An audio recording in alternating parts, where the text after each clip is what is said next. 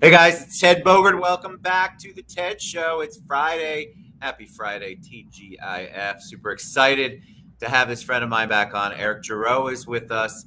He's with EJG 360 Consulting LLC. And the show that we're launching, we're going to do this every month, GPS to Debt and Wealth Management. Welcome, Erick. How you doing? Great. Thank you, Ted. Happy to be back. Excited. I'm good. I'm excited to have you on here. I got to tell you a couple of funny comments that came up when I shared this time.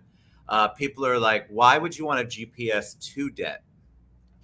And so I didn't really know how to, I knew the answer, but I understood why they read that, didn't move forward. Yeah. And I'm like, no, it's about debt management and wealth management. But if it's both I was trying to explain it. Anyway, this is not a show to show you how to get more in debt. I just want to put that out there. But before we take a deep dive, because this is such an important topic and we have a lot of things to cover over the next couple of months when we do the show, tell them a little bit about you. Absolutely. Well, thank you so much again for having me back. My name is Erick Gereaux, and I am a owner of EJG 360 Consulting. I got in a car accident in November '07 and just started living my passion, helping people in an all around realm of the world. So whether it's health and nutrition, whether it's health professionals, we are in multiple verticals. That this is one of the passions that I have, is helping people out of debt and into wealth management. How's that? Is that better? I love that. You know, we might change the show later. I swear, when I read it the first time, when somebody said it and I went back and read it, I'm like, okay, I get it if you stop at debt and you don't get the and you don't understand the connection. This topic is so important because it's on everybody's mind all the time. And there's so many what I would consider shysters and charlatans out there. So people don't really understand how to maneuver through or how to manage their debt. And when you talk about the word wealth, believe it or not, a lot of people, I think they have no opportunity to have wealth, because in their minds, wealth goes with wealthy, and they're just trying to keep food on the table and a roof over their heads. Absolutely. So let's talk about that. Let's take a deep dive. So why is debt management so important to the key for everything? Everything kind of starts with the banking system. The banking system back in the day used to be an educational system. It used to be something that they would actually teach people about money. You know, they would actually have the kids having, I don't know if you ever remember these, but they had the envelopes with, you'd stick the quarters in them. And once you had the dollar, you would bring it in and they would give you the dollar. And they would show you how to start your savings account. Well, the bank's biggest thing right now is to do what? It's a business. It's to make money. Make money. So what we've done is there's so many algorithms out there that people don't understand. And what we try to do is we try to educate people on how they can make their money work for them. So we educate them and get them back to a relationship with money. Let me ask you something, Ted. If you have a bill that you're going to pay for, like groceries, for example, and it's $65 and you have that $100 bill in your hand, or you have that debit card, which one are you going to use? Wow. If my wife ever gave me cash, I might use the cash. So my answer would be debit card. Yeah. And that's what most people do. Most people want to have that $100 bill in their hand, but they don't realize that the $100 bill and the debit card are the same thing. That relationship with that debit card of swiping it and calling it good is so much different than having to hand over that $100 bill and seeing it broke. You know, think about that. That actually shows we're spending money. We actually physically see it. Absolutely. I understand that. That's an interesting mindset, because you're right. People just swipe and then you don't think about it because you think, well, it can't be mine, or right now I don't have to worry about it. But when you actually have to hand that money over, that's a different thing. Think about what I just said. You break the $100 bill. Nobody wants to break anything. Okay. So what happens is people lose that relationship. So one of the things that my debt conversion specialists and I do is we help people create that relationship back with money. You know, people have, money's a feeling. That's what it all boils down to. How do you feel when you're spending it? Are you a saver? Are you a spender? You know, everybody's something. And it's kind of goes back to our past and our parents and our friends when we were growing up, and television and all these things that have created us to be who we are. What we like to do is we like to actually get to the nitty gritty. We like to figure out how passionate people are about their debt. What kind of debts? How can we help them get to the wealth management? What people don't understand is everybody has the opportunity to create some type of generational wealth. It all starts somewhere. We'll talk about that. What people use the term generational wealth. I know what it means, but I think a lot of people just smile and go, okay, because it's the buzzword, and they don't really understand it. So what does generational wealth mean? I mean, some people think of generational wealth as like the Waltons, people that own Walmart. They got tens of thousands of generations already set up pretty much, but some people don't realize that it can all start with that $100 bill in the bank for that next generation. Right. It starts with something. It was funny. I saw a little picture the other day. It was a meme that said, amateurs built the Ark, but the professionals built the Titanic. Yeah, I've seen that one. It's good. So, you really have to start somewhere. Everybody starts somewhere, whether it's, for your debt and wealth management, or whether it's something on a larger basis. So we all need to start somewhere, and starting with that little step. I think I said this the last time, but at one of my clinics that I used to go to for my rehab, everybody can walk a mile, even 1 inch at a time. So if you can just start doing something for your future and for your children's future and for other people that, you don't even know yet's future, think of some of the different things that we can do and who we can go out and bless today on other things. So tell me about the other lots of questions I got was, are you going to talk about some steps? Are you going to give us a little one-on-one? Because I think people hear the word debt management, immediately they get stressed out. Immediately they feel overwhelmed because maybe their situation is that they have an overwhelming amount of debt. And I think a lot of people just throw their hands up and go, there's no way I'm ever going to pay all this off. I have absolutely no idea how this is going to work. And so they just give up. And then, of course, if you Google it like we all do when we're sick or we want some information, there's so many choices, people just get overloaded. So can you give them a step or two or some initial advice on something, a nugget that they can take with them in their own debt management journey? Yeah. I mean, one of the things that I'll tell people is give yourself forgiveness. Give yourself grace when it comes to debt.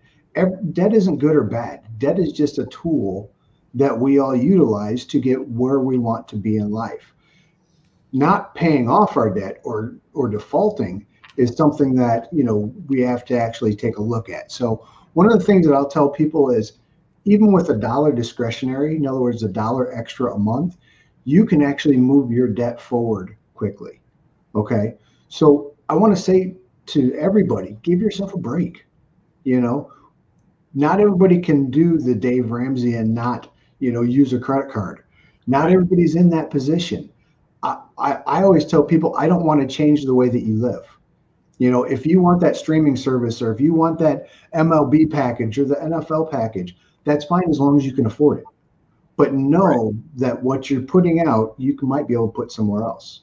That's the thing. So the trade-off, the understanding where I think one of the things that a lot of people struggle with is actually understanding why they have so little left at the end of the month in their checking account. The money seems to just go out the door and they don't track it. And then if you talk about budget, immediately it's like when somebody comes in, I'm a life insurance agent, also comes in and starts talking about life insurance. You're like, I got to go. Nobody wants to talk about that because they're overwhelmed, I think, by it. They just don't.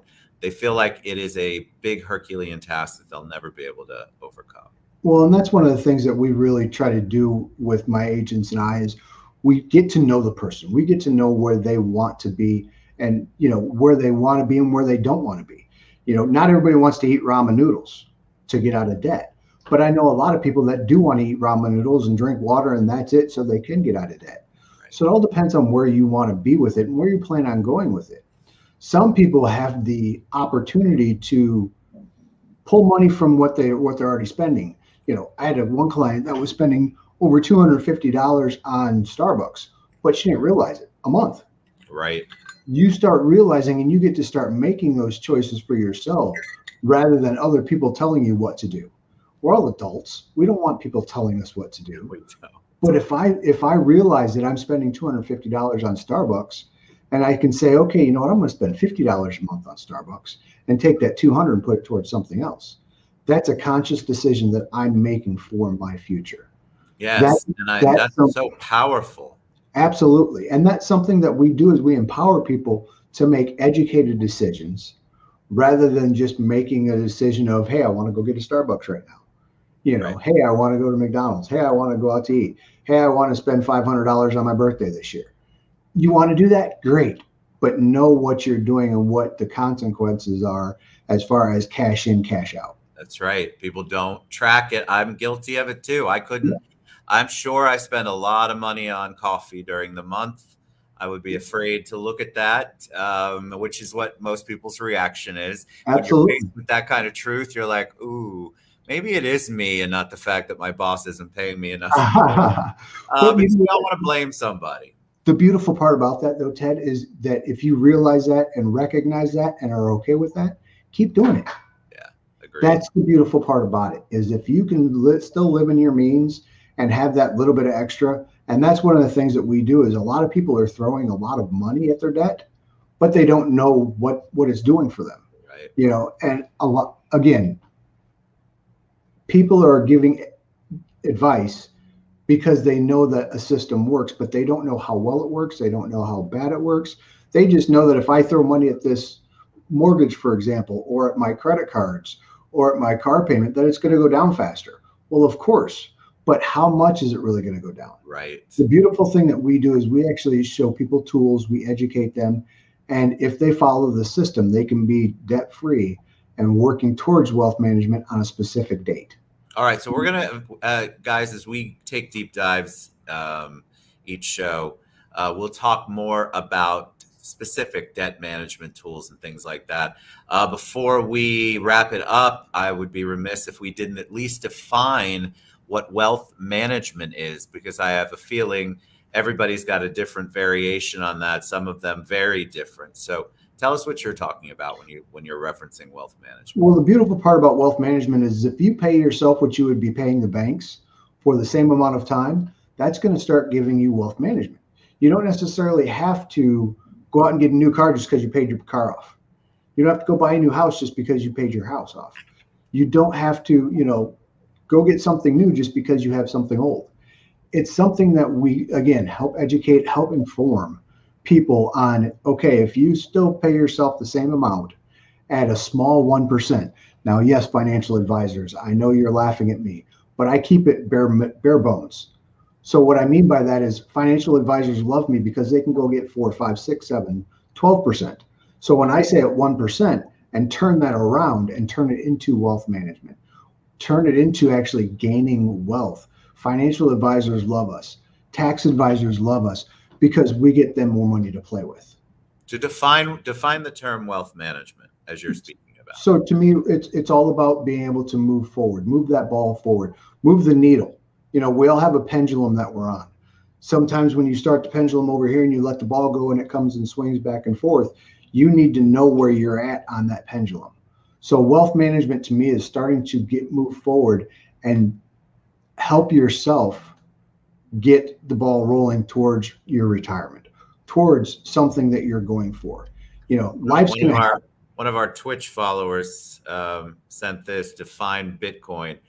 We can talk about Bitcoin. I haven't talked to Eric about that, but if that's on his mind and his plate, we will bring that in, because I get questions about it all the time. And I actually had somebody say, hey, you can pay me in Bitcoin. You guys, if you're not accepting the fact that some of this is coming your way, you're going to be unprepared.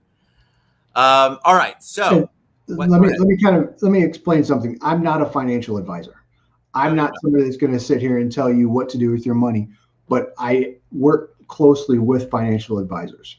So I stay in my lane. I help you with the tools and the education that I can give you. And then I push you off to somebody else that can, you know, stay in their lane and be amazing at what they do. I'm not that guy. Yes, you were very clear that you're not a financial advisor, an attorney. You don't play Yeah. one on TV either. No, not lately. All right. So tell us how they can reach you, because I know we've got lots of questions. Twitch is lighting up. I don't know why all of a sudden this topic is important to the guys on there and gals. But tell us how they can reach you, learn more about you in between shows. Absolutely. My email is Erick, ERICK, at EJG360consultingllc.com. You can also go to my website, which is EJG360consultingllc.com, and feel free to reach out. You know, my phone number's on there. If you guys want it bad enough, you guys can go get that. But it's definitely something that I'll be happy to answer any questions. You know, schedule an appointment. You know, you can schedule an appointment right on the website, and that would be huge. And what we can do is it's a process. You know, we can go ahead and, you know, get you in touch with the right person. I like to match people to people. So, you know, we can actually sit down and have conversations, jump on a Zoom, and, you know, see what we can do for you. Sounds good. All right, guys, if you have questions in between, shoot them to me, shoot them to Erick.